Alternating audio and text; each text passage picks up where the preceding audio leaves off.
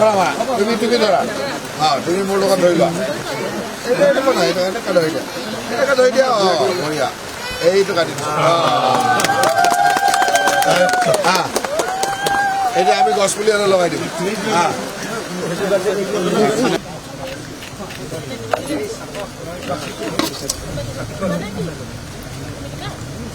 লোৱা দিবা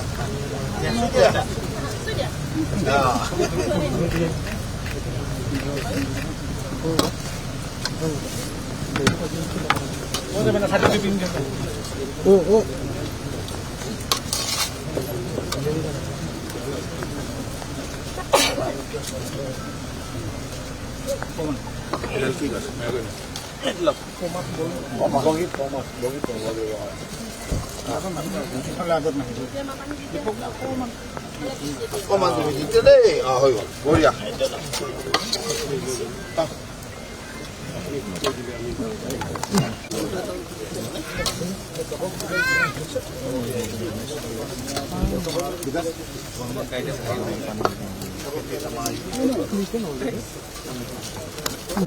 ভিতৰ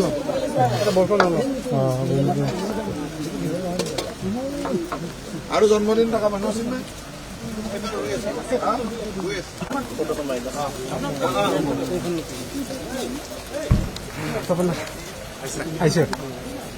আজি সেউ শপত উদ্যানত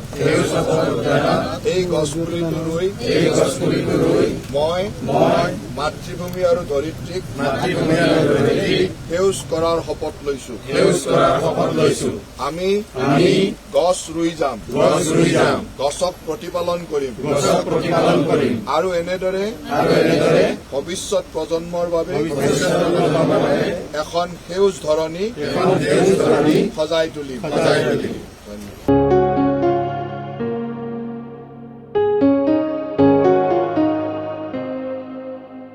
আমি বন বিভাগে এটা নতুন চিন্তাৰে যাতে আমি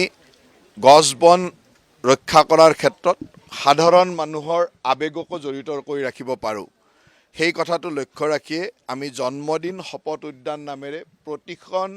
বিধানসভা সমষ্টিতে একোখন উদ্যান কৰাৰ সিদ্ধান্ত লৈছিলোঁ আজি ইয়াৰ কাম শুভাৰম্ভণি কৰিলোঁ ডিমৰীয়া সমষ্টিত আজি প্ৰথম আমি এখন জন্মদিন শপত উদ্যান কৰিলোঁ ইয়াত দুগৰাকী জন্মদিন আজি যি দুগৰাকীৰ জন্মদিন এগৰাকী 2 বছৰীয়া ছোৱালী এগৰাকী আমাৰ 38 বছৰীয়া যুৱক গতিকে দুয়োগৰাকীয়ে লগতে আমিও একোকোডাল গছপুলি ৰুলোঁ আৰু এই গছপুলি ৰুই আমি জন্মদিনত এটা শপত লৈছোঁ যাতে আমি গছক সদায় গছ এনেকৈ লগাই যাওঁ গছক প্ৰতিপালন কৰোঁ আৰু এখন সুন্দৰ সেউজ ধৰণী সেউজ পৃথিৱী সেউজ অসম গঢ়িব পাৰোঁ আৰু এয়া আমাৰ একটা নতুন ইনিচিয়েটিভ এইকাৰণে আছিল যে আমি ৰাইজক বন সংৰক্ষণৰ লগত ৰাইজক আত্মিকভাৱে জড়িত কৰিব বিচাৰোঁ নিজৰ জন্মদিনটো সকলোৰে কাৰণে এটা স্মৰণীয় দিন এই দিনটোত যদি কোনোবাই এজোপা গছ লগায় সেই গছজোপাৰ প্ৰতি মৰম থাকে সময়ে সময়ে গছজোপা প্ৰতিপালন কৰিবৰ কাৰণে তেওঁ আহি চাব পাৰে এই শপত উদ্যানখন সকলো সমষ্টিতে এখনকৈ হ'ব অহাকাইলৈ আমি বিধানসভাত গোটেইবিলাক বিধায়ককে আমি পত্ৰ দিম তেওঁলোকে নিজে ঠাইসমূহ চাই দিব যে কোন অঞ্চলত হ'লে ভাল হয় যাতে ৰাইজৰো সুবিধা হয় আৰু সুন্দৰভাৱে উদ্যানখন আগবঢ়াই নিয়াত সুবিধা হয় তেনেকৈ উদ্যানখন কৰাৰ পিছত আমাৰ ফৰেষ্ট ডিপাৰ্টমেণ্টে তাক প্ৰতিপালন কৰিব ফৰেষ্টৰ ডিপাৰ্টমেণ্টৰ মানুহে তাক চোৱা চিতা কৰিব আৰু নিশ্চয়কৈ যোনে জন্মদিনত গছপুলিডাল লগাব তেওঁৰোতো এটা আৱেগ থাকিব যে মোৰ জন্মদিনত এইডাল গছপুলি লগাইছিলোঁ গতিকে মাজে মাজে তেওঁ আহিব তেওঁ প্ৰতিপালন বা চোৱা চিতা কৰি থাকিব গতিকে মই ভাবোঁ যে ইয়ে আমাক গছৰ লগত এটা আত্মিক সম্পৰ্ক আৰু আমাৰ জন্মদিনটোক স্মৰণীয় কৰি ৰখাৰ কাৰণে এটা সুন্দৰ পদক্ষেপ হ'ব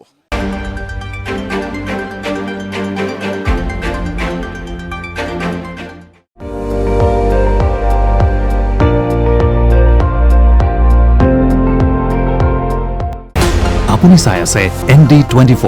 সৰ্বশ্ৰেষ্ঠ নহয় সৰ্বোত্তমৰ দৌৰ